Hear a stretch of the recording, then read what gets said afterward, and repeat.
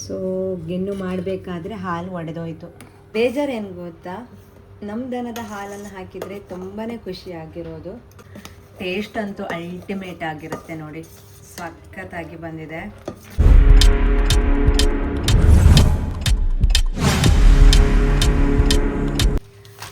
Hello ನಮಸ್ತೆ, welcome back to our YouTube channel. ಎಲ್ಲರೂ ಹೇಗಿದ್ದೀರಾ? ಸೊ ಇವಾಗ ನಾನು ನಿಮ್ಮ ಜೊತೆ ಒಂದು ರೆಸಿಪಿನ ಶೇರ್ ಮಾಡ್ತಾ ಇದ್ದೀನಿ. ಸೊ ಆ ರೆಸಿಪಿ ಮಾಡಲಿಕ್ಕೆ ಕೆಲವೊಂದು ಇಂಗ್ರೀಡಿಯೆಂಟ್ ಬೇಕಿತ್ತು. ಸೊ ಹಾಗಾಗಿ ಜೆಪ್ಟೋಯಿಂದ ನಾನಿವಾಗ ಆರ್ಡರ್ ಮಾಡಿದ್ದೆ. ಸೊ ನನಗೇನು ಬೇಕು, ಏನೆಲ್ಲ ಇಂಗ್ರೀಡಿಯೆಂಟ್ ಬೇಕು ಆ ರೆಸಿಪಿಗೆ ಅನ್ನೋದನ್ನು ಹೇಳ್ತೀನಿ. ಹಾಗೆ ಆ ರೆಸಿಪಿ ಕೂಡ ನಿಮಗೆ ಲಾಸ್ಟ್ ಬ್ಲಾಗಲ್ಲಿ ಶೇರ್ ಮಾಡಿದ್ದೀನಿ. ಹೌದು, ನಾನಿವತ್ತು ಗಿಣ್ಣು ಮಾಡ್ತಾ ಇದ್ದೀನಿ. ಮನೆಯಲ್ಲೇ ನಮ್ಮ ದನದ ಹಾಲಿನಿಂದ ಗಿಣ್ಣು ಮಾಡ್ತಾ ಇದ್ದೀನಿ. ಸೊ ಅದಕ್ಕೆ ಬೇಕಾಗುವಂತಹ ಕೆಲವೊಂದು ಸಾಮಗ್ರಿಗಳನ್ನು ತರಿಸ್ಕೊಂಡಿದ್ದೆ. ಸೊ ಕೆಲವೊಂದು ಮನೆಗೆ ಬೇಕಾಗಿರುವಂಥದ್ದು. ಸೊ ಅದನ್ನು ಕೂಡ ತರಿಸ್ಕೊಂಡು ಇವಾಗ ನಾನು ಗಿಣ್ಣುನ ನಿಮ್ಮ ಜೊತೆ ಶೇರ್ ಮಾಡ್ತೀನಿ. ಸೊ ಇದು ಬಂದು ಒಣ ಕೊಬ್ಬರಿ. ಇದನ್ನು ಆನ್ಲೈನಲ್ಲಿ ಯಾಕೆ ತರಿಸ್ಕೊಂಡೆ ಅಂತ ಹೇಳಿದರೆ, ನಾವು ಹಸಿ ಕೊಬ್ಬರಿನ ಜಾಸ್ತಿ ಮನೇಲಿ ಯೂಸ್ ಮಾಡೋದು, ಒಣ ಕೊಬ್ಬರಿ ಇರಲಿಲ್ಲ. ಸೊ ಇದಕ್ಕೆ ಒಣ ಕೊಬ್ಬರಿ ಹಾಕಿದರೆ ತುಂಬ ಚೆನ್ನಾಗಿರುತ್ತೆ ಅಂತ ಹೇಳಿ ತರಿಸ್ಕೊಂಡೆ. ಇವಿಷ್ಟಕ್ಕೇ 80 ರೂಪೀಸ್ ತೆಗೆದುಕೊಂಡ್ರು. ಬಟ್ ಓಕೆ, ಮನೆಯಲ್ಲಿ ತುಂಬ ಇದೆ ಊರಲ್ಲಿ, ಬಟ್ ತೆಗೆದುಕೊಂಡು ಬರಲಿಕ್ಕೆ ಮರ್ತೋಗಿತ್ತು. ಸೊ ಇನ್ನು ರವೆ ತೆಗೆದುಕೊಂಡಿದ್ದೀನಿ, ಹುರಿಗಡಲೆ ತೆಗೆದುಕೊಂಡಿದ್ದೀನಿ, ಜೊತೆಗೆ ಬೆಲ್ಲ. ಉಳಿದಿರೋದೆಲ್ಲ ನಮ್ಮ ಮನೆಯಲ್ಲಿತ್ತು. ಸೊ ಬನ್ನಿ ಇಂಗ್ರೀಡಿಯೆಂಟ್ ಏನೆಲ್ಲ ಅಂತ ಶೇರ್ ಮಾಡ್ತೀನಿ. ಸೊ ಮೊದಲಿಗೆ ನಾನು ಏನೆಲ್ಲ ಇಂಗ್ರೀಡಿಯೆಂಟ್ ತೆಗೆದುಕೊಂಡಿದ್ದೀನಿ ಅನ್ನೋದನ್ನು ಶೇರ್ ಮಾಡ್ತೀನಿ. ಇಲ್ಲಿ ನಾನು ಹುರಿದುಕೊಂಡಿರುವಂತಹ ಕಡಲೆ ಬೀಜ, ಸೊ ಸಿಪ್ಪೆ ತೆಗೆದು ಇದನ್ನು ಚೆನ್ನಾಗಿ ಹುರಿದುಕೊಂಡಿದ್ದೀನಿ, ಇದನ್ನು ತೆಗೆದುಕೊಂಡಿದ್ದೀನಿ. ಜೊತೆಗೆ ಇಲ್ಲಿ ದಪ್ಪ ಅವಲಕ್ಕಿಯನ್ನು ಚೆನ್ನಾಗಿ 2-3 ಸಾರಿ ವಾಶ್ ಮಾಡಿ ತೆಗೆದಿಟ್ಕೊಂಡಿದ್ದೆ. ಹಾಗೆ ಇಲ್ಲಿ ಸಣ್ಣ ಕಪ್ಪಲ್ಲಿ 1 ಕಪ್ ಆಗೋಷ್ಟು ರವೆ ತೆಗೆದುಕೊಂಡಿದ್ದೀನಿ. ಹಾಗೆ ಇದು ಬಂದು ಪುಟಾಣಿ, ಕಡಲೆಪುರಿ ಅಂತ ಕೂಡ ಹೇಳ್ತಾರೆ. ಸೊ ಇದನ್ನು ತೆಗೆದುಕೊಂಡಿದ್ದೀನಿ. ಹಾಗೆ ಇಲ್ಲಿ ನಾನು ಒಂದು ಅರ್ಧ ಒಣ ಕೊಬ್ಬರಿಯನ್ನು ಕೂಡ ತೆಗೆದುಕೊಂಡಿದ್ದೆ, ಇದನ್ನು ತುರ್ಕೋಬೇಕು. ಹಾಗೆ ಫ್ಲೇವರ್ಗೆ ನಾನಿಲ್ಲಿ ಯಾಲಕ್ಕಿ ಕೂಡ ತೆಗೆದುಕೊಂಡಿದ್ದೀನಿ. ಇಲ್ಲಿ ನಾನು ಸ್ವಲ್ಪ ಬೆಲ್ಲ ಕೂಡ ಯೂಸ್ ಮಾಡ್ತಾ ಇದ್ದೆ. ಇದನ್ನು ಕೂಡ ನಾನು ಚೆನ್ನಾಗಿ ಕುದಿಸಿ ಅದರ ಲಿಕ್ವಿಡನ್ನು ತೆಗೆದುಕೊಳ್ಬೇಕು. ಫೈನಲಿ ಇಂಪಾರ್ಟೆಂಟ್ ಆಗಿ ನಮ್ಮ ದನದ ಹಾಲು, ಇದು 3ನೇ ದಿನ, ಅಂದರೆ 2.5 ದಿನದ ಹಾಲು. ಆ್ಯಕ್ಚುಲಿ 2.5 ದಿನ ಆದಮೇಲೆ ಕರೆದಿರುವಂಥ ಹಾಲು, ಯಾಕಂದರೆ ಕರುವಿಗೆ ಕೊಟ್ಟಿದ್ವಿ.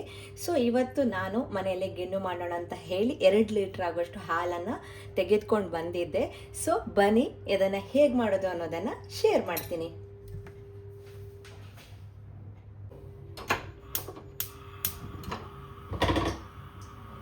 ಸೊ ಇಲ್ಲಿ ನಾನು ಒಂದು ಅಗಲವಾದ ಪಾತ್ರೆಯನ್ನು ತೆಗೆದುಕೊಂಡಿದ್ದೀನಿ.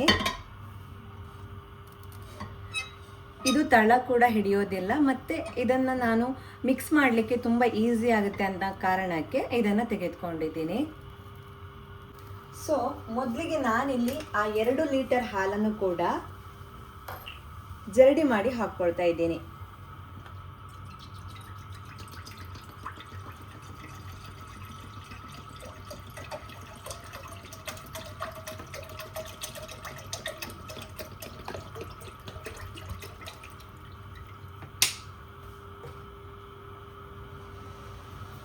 ಇದು ಗೀರ್ ದನದ ಹಾಲು.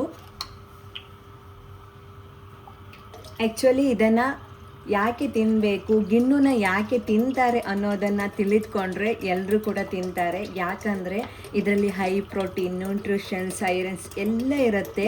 ಸೊ ಮೊದಲನೇ ದಿನದ ಹಾಲಲ್ಲಿ ಮಾಡಿದರೆ ಇನ್ನೂ ಚೆನ್ನಾಗಿರುತ್ತೆ, ಬಟ್ ಮಗುವಿಗೆ ಕೊಡಬೇಕಲ್ವ. ಸೊ ಹಾಗಾಗಿ ನಾವು 2 ದಿನ ಬಿಟ್ಟು ಕರೆದಿರೋದು. ಸೊ ಮಗುವಿಗೂ ಕೂಡ ಆರೋಗ್ಯ ಚೆನ್ನಾಗಿರಬೇಕು ಅಂತ ಹೇಳಿ. ಸೊ ಇವಾಗ ಇದನ್ನು ಸಣ್ಣ ಉರಿಯಲ್ಲಿ, ಇದನ್ನು ನಾನು ಸಣ್ಣ ಉರಿ ಇರುವಂತಹ ಒಂದು ಒಲೆನ ಸೆಲೆಕ್ಟ್ ಮಾಡಿಕೊಂಡು ಚೆನ್ನಾಗಿ ಇದನ್ನು ಕುದಿಸ್ಕೊಳ್ತೀನಿ. ಒಂದು 4ರಿಂದ 5 ಕುದಿ ಬರೋ ತನಕ ಚೆನ್ನಾಗಿ ಇದನ್ನು ಕುದಿಸ್ಕೋಬೇಕು. ಅಷ್ಟರೊಳಗಡೆ ನಾನು ಬೆಲ್ಲದ ಪಾಕ ಅನ್ನೋದಕ್ಕಿಂತ ಇದನ್ನು ಸ್ವಲ್ಪ ನೀರನ್ನು ಹಾಕಿ ಚೆನ್ನಾಗಿ ಕುದಿಸಿ ಸೋದಿಸ್ಕೊಳ್ತೀನಿ. ಜೊತೆಗೆ ಇದನ್ನು ಕೂಡ ಸ್ವಲ್ಪ ತುರಿದು ತೆಗೆದುಕೊಂಡು ಬರ್ತೀನಿ.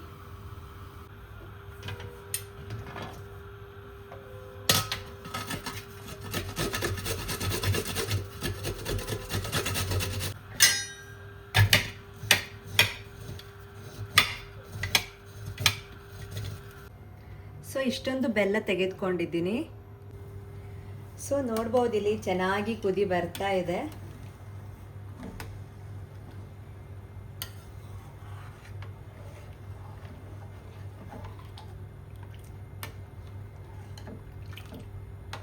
ಸೊ ಇನ್ನೊಂದು ಕಡೆ ನಾನು ರವಾನ ಸ್ವಲ್ಪ ಹುರಿದ್ಕೊಳ್ತೀನಿ.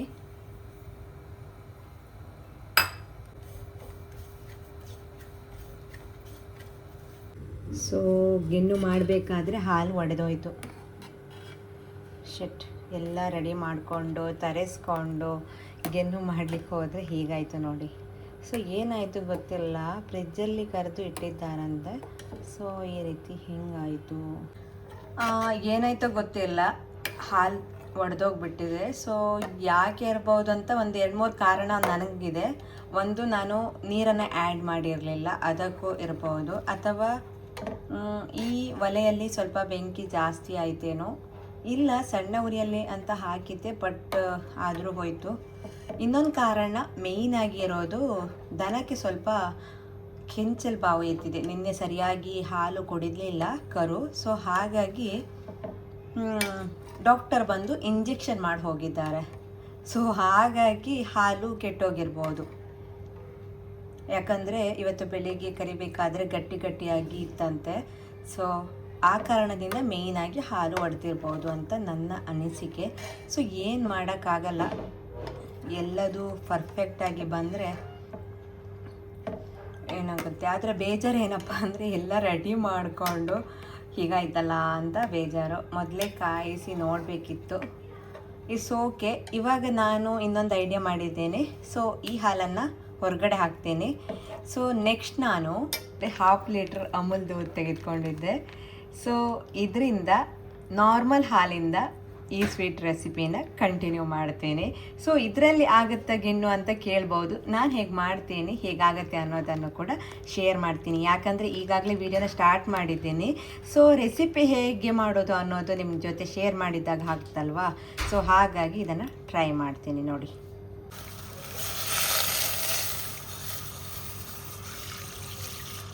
ನಾನಿಲ್ಲಿ 1/2 ಲೀಟ್ರ್ ಆಗುವಷ್ಟು ನಾರ್ಮಲ್ ಹಾಲನ್ನು ತೆಗೆದುಕೊಂಡಿದ್ದೆ. ಈ ಹಾಲಿಗೆ ಸ್ವಲ್ಪ ನೀರನ್ನು ಹಾಕ್ತೀನಿ. ಮೊದಲಿಗೆ ಇದು ಒಂದು ಕುದಿ ಬರಲಿ. ಮತ್ತೆ ನಾನಿಲ್ಲಿ 1/4 ಗ್ಲಾಸ್ ಆಗುವಷ್ಟು ನೀರನ್ನು ತೆಗೆದುಕೊಂಡು ಇದಕ್ಕೆ ನಾನು 1 ಟೇಬಲ್ ಸ್ಪೂನ್ ಆಗುವಷ್ಟು ಕಾರ್ನ್ ಫ್ಲೋರನ್ನು ಹಾಕ್ತಾ ಇದ್ದೀನಿ. ಸೊ ಇದನ್ನು ಚೆನ್ನಾಗಿ ಮಿಕ್ಸ್ ಮಾಡಿ ಇಟ್ಕೊಳ್ತೀನಿ.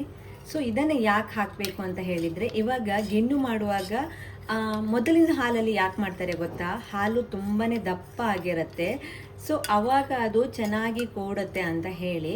ಸೊ ಇವಾಗ ನಾನು ಇದನ್ನು ದಪ್ಪವಾಗಿ ಮಾಡಬೇಕು ಈ ಹಾಲನ್ನು. ಇನ್ನು ಕಾರ್ನ್ ಫ್ಲೋರ್ ಹಾಕದೇ ಇರುವವರು ಕಸ್ಟರ್ಡ್ ಪೌಡರ್ ಕೂಡ ಹಾಕಿ ಮಾಡ್ಬೋದು. ಅಥವಾ ನಾನ್ ವೆಜ್ ತಿನ್ನೋರಾಗಿದ್ದರೆ 2 ಮೊಟ್ಟೆ ಕೂಡ ಒಡೆದು ಹಾಕ್ಬೋದು.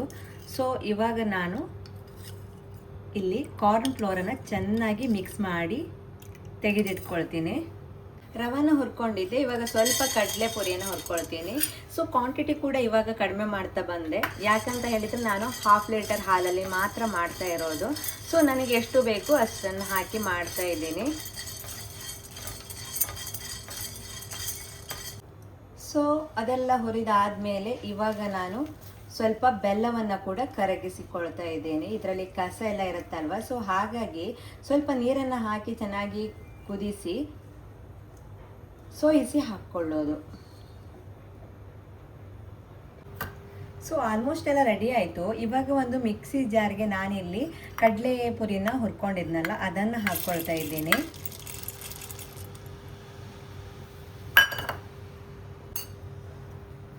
ಸ್ವಲ್ಪ ಹುರ್ಕೊಂಡಿರುವಂತಹ ಕಡಲೆ ಬೀಜ, ಇವೆರಡನ್ನು ತರಿಯಾಗಿ ರುಬ್ಕೋಬೇಕು. ಸೊ ಇದ್ರ ಜೊತೆಗೆ ನಾನು ಸ್ವಲ್ಪ ಯಾಲಕ್ಕಿ ಮತ್ತು ಶುಗರ್ ಹಾಕಿರುವಂಥದ್ದು ಒಂದು 2-3-4 ಬೀಜವನ್ನು ಡೈರೆಕ್ಟಾಗಿ ಹಾಕ್ಕೊಳ್ತಾ ಇದ್ದೀನಿ. ಸೊ ಮೊದಲಿಗೆ ಇದನ್ನು ತರಿಯಾಗಿ ರುಬ್ಕೊಂಡು ಬರ್ತೀನಿ. ಸೊ ನೋಡಿ ಈ ರೀತಿಯಾಗಿ ರುಬ್ಕೊಂಡಿದ್ದೀನಿ. ಇದು ಬಾಯಿಗೆ ಸಿಗ್ತಾ ಇದ್ರೆ ತುಂಬ ಚೆನ್ನಾಗಿರುತ್ತೆ. ಸೊ ಫೈನಲಿ ಹಾಲು ಕುದೀತಾ ಬಂತು.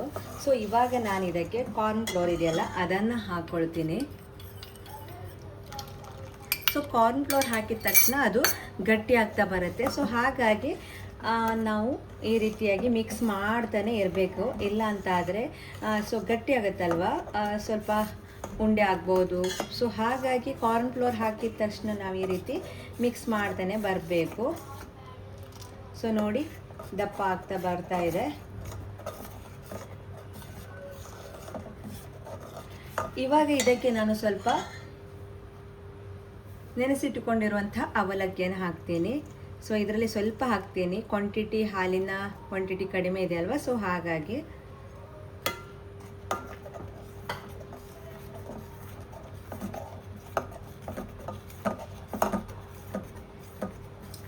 ಇನ್ನು ಒಂದೊಂದೇ ಇಂಗ್ರೀಡಿಯೆಂಟ್ ಹಾಕ್ತಾ ಬರ್ತೀನಿ. ಸೊ ಇವಾಗ ಕಡಲೆಪುರಿ ಇದೆಯಲ್ಲ ಅದನ್ನು ಕೂಡ ಹಾಕ್ತೀನಿ. ಸೊ ದಪ್ಪ ಆಗ್ತಾ ಬರ್ತಾ ಇದೆ. ಜೊತೆಗೆ ನಾನೇ ಸ್ವಲ್ಪ ರವೆ ಕೂಡ ಹಾಕ್ತಾ ಇದ್ದೀನಿ, ಜಾಸ್ತಿ ಬೇಡ.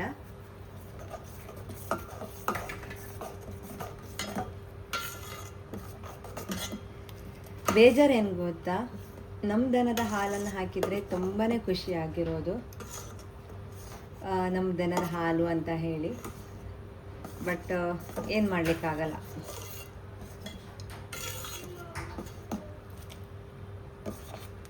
ಸೊ ಇವಾಗ ಇದು ದಪ್ಪ ಆಗ್ತಾನೇ ಬರುತ್ತೆ.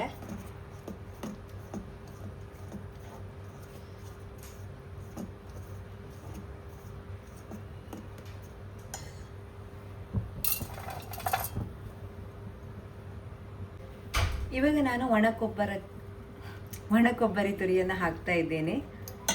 ಸೊ ಡೈರೆಕ್ಟಾಗಿ ವಿಡಿಯೋ ಮಾಡೋದ್ರಿಂದ ಏನೆಲ್ಲ ಆಗ್ಬಿಡತ್ತೆ. ಒಣ ಕೊಬ್ಬರಿ ಪುಡಿಯನ್ನು ಹಾಕಿದ್ದೆ, ಸ್ವಲ್ಪ ಮಿಕ್ಸಿ ಮಾಡಿ ಹಾಕಿದೆ. ಆವಾಗ ತುರಿದುಕೊಳ್ಳೋಕ್ಕೆ ಹೋದರೆ ತುಂಬ ಟೈಮ್ ಆಗುತ್ತೆ ಅಂತ ಹೇಳಿ ಇವಾಗ ಮಿಕ್ಸಿ ಮಾಡಿ ಹಾಕ್ತಾ ಇದ್ದೀನಿ. ಸೊ ಟೇಸ್ಟ್ ಅಂತೂ ಸಖತ್ತಾಗಿರುತ್ತೆ. ಟ್ರೈ ಮಾಡಿ. ನೀವೇನಾದರೂ ಗಿಣ್ಣು ಮಾಡೋದಿದ್ರೆ ಇದೇ ರೀತಿಯಾಗಿ ಮಾಡ್ಬೋದು. ಅಥವಾ ನೀವು ಮನೆಯಲ್ಲಿ ಈ ರೀತಿ ಸ್ವೀಟ್ ಮಾಡೋದಾದರೆ ನಾರ್ಮಲ್ ಹಾಲಿಂದ ಈ ರೀತಿ ಕೂಡ ಮಾಡ್ಬೋದು. ನೋಡಿ ಒಡೆದು ಹೋಗಿರೋದು ಕೂಡ ಒಳ್ಳೆಯದೇ. ಸೊ ಎಲ್ಲರ ಮನೆಯಲ್ಲೂ ಗಿಣ್ಣು ಹಾಲು ಸಿಗೋದಿಲ್ಲ. ಸೊ ನೋಡಿದ್ರಲ್ಲ, ಈ ರೀತಿ ಕೂಡ ಮಾಡ್ಬೋದು. ಇನ್ನು ಆಲ್ಮೋಸ್ಟ್ ಎಲ್ಲ ಇಂಗ್ರೀಡಿಯೆಂಟ್ ಆಯಿತು. ಕೊನೆಗೆ ನಾನು ಇವಾಗ ಇದಕ್ಕೆ ಬೆಲ್ಲವನ್ನು ಹಾಕ್ತೀನಿ.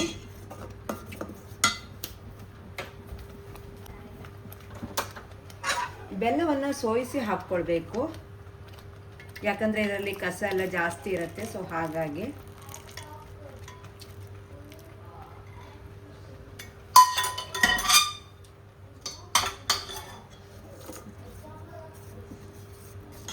ಫೈನಲಿ ಗಿಣ್ಣು ಅಂತೂ ರೆಡಿ ಆಯಿತು. ನಾರ್ಮಲ್, ಅದು ಪ್ಯಾಕೆಟ್ ಹಾಲಿನಲ್ಲಿ ಗಿಣ್ಣು ನೋಡಿ. ಅಬ್ಬಾ, ರೆಸಿಪಿ ಅಂತೂ ಫಿನಿಶ್ ಮಾಡಿದೆ. ಬಟ್ ಇದರಲ್ಲಿ ಪ್ರೋಟೀನ್ಸ್, ಹೈ ಪ್ರೋಟೀನ್ಸ್ ಯಾವುದು ಇರೋದಿಲ್ಲ. ಬಟ್ ಕಡಲೆ ಬೀಜ ಎಲ್ಲ ಹಾಕಿರೋದ್ರಿಂದ ಚೆನ್ನಾಗಿರುತ್ತೆ.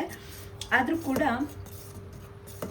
ಈ ಗಿಣ್ಣು ಅಂತ ಯಾಕೆ ಕರೀತಾರೆ ಅಂತ ಹೇಳಿದರೆ, ಸೊ ದನದ ಮೊದಲನೆಯ 3 ದಿನದ ಹಾಲಿನಲ್ಲಿ ಹೈ ಪ್ರೋಟೀನ್ಸ್ ಇರುತ್ತೆ, ತುಂಬಾ ಪೋಷಕಾಂಶ ಇರುತ್ತೆ. ಸೊ ಹಾಗಾಗಿ ಅದೇ ಹಾಲಿನಲ್ಲಿ ಈ ರೆಸಿಪಿ ಮಾಡೋದು. ಸೊ ನೋಡಿ, ಆದರೂ ಕೂಡ ತೆಳುವಾಗಿದೆ. ಇನ್ನು ಸ್ವಲ್ಪ ಕುದೀತಾ ದಪ್ಪ ಆಗ್ತಾ ಬರುತ್ತೆ.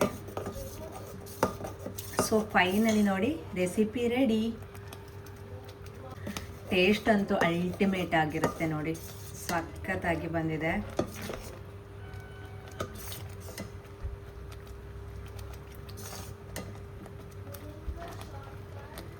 ಸ್ವಲ್ಪ ಎಲ್ಲ ಇಂಗ್ರೀಡಿಯೆಂಟ್ ಬಳಸಿ ಮಾಡಿರೋದು. ಸೊ ಇನ್ನೂ 2 ಲೀಟ್ರಲ್ಲಿ ಮಾಡಿದರೆ ಇನ್ನೂ ಎಷ್ಟೊಂದು ಆಗ್ತಿದೆ. ನನ್ನ ಪ್ಲ್ಯಾನ್ ಏನಿತ್ತು ಅಂತ ಹೇಳಿದರೆ, 2 ಲೀಟ್ರ್ ಹಾಲಲ್ಲಿ ಮಾಡಿ ನಮ್ಮ ಹೋಟೆಲ್ ವರ್ಕರ್ಸ್ ಇದ್ರಲ್ಲ ಅವರಿಗೆಲ್ಲ ಕೊಡೋದು. ಯಾಕಂದರೆ ಆ ದನನ ಒಬ್ಬರಲ್ಲ ಇಬ್ಬರಲ್ಲ 16 ಜನರ ಎಫರ್ಟ್ ಇದೆ. ಯಾಕಂದರೆ ನಾವು ಖುಷಿಪಟ್ಟು ಬರ್ತೀವಿ ಒಂದು ಸ್ವಲ್ಪ ಹೊತ್ತು ಹೋಗಿ, ಬಟ್ ಅದನ್ನು ಸಾಕೋದಿರ್ಬೋದು, ಅದಕ್ಕೆ ಮೇವು ಹಾಕೋದು, ಅದನ್ನು ಸ್ನಾನ ಮಾಡಿಸೋದು, ಎಷ್ಟೊಂದು ನಮ್ಮ ಕೆಲಸದ ಮಕ್ಕಳ ಎಫರ್ಟ್ ಇದೆ. ಸೊ ಅವರಿಗೆಲ್ಲರಿಗೂ ಕೂಡ ನಾನು ಇದನ್ನು ತುಂಬ ಚೆನ್ನಾಗಿ ಮಾಡಿ ಕೊಡಬೇಕು ಅಂತ ಹೇಳಿ ಟ್ರೈ ಮಾಡಿದೆ. ಬಟ್ ಹೀಗಾಯಿತು, ನೋ ಪ್ರಾಬ್ಲಮ್. ಸೊ ಈ ರೀತಿ ಸ್ವೀಟ್ ಕೂಡ ಮಾಡಿ ತಿನ್ಬೋದು. ಸೊ ನೋಡಿದ್ರಲ್ಲ, ಇದಾಗಿತ್ತು ನನ್ನ ಇವತ್ತಿನ ವಿಡಿಯೋ. ಇವತ್ತಿನ ಈ ವಿಡಿಯೋ ನಿಮ್ಗೆ ಏನು ಅನ್ನಿಸ್ತು ಅನ್ನೋದನ್ನು ತಪ್ಪದೆ ಕಮೆಂಟ್ ಬಾಕ್ಸಲ್ಲಿ ತಿಳಿಸಿ. ಸೊ ಮುಂದಿನ ಬ್ಲಾಗ್ ಜೊತೆ ಮತ್ತೆ ಸಿಗೋಣವಾ? ಅಲ್ಲಿ ತನಕ ಎಲ್ರಿಗೂ bye bye. Thanks for watching.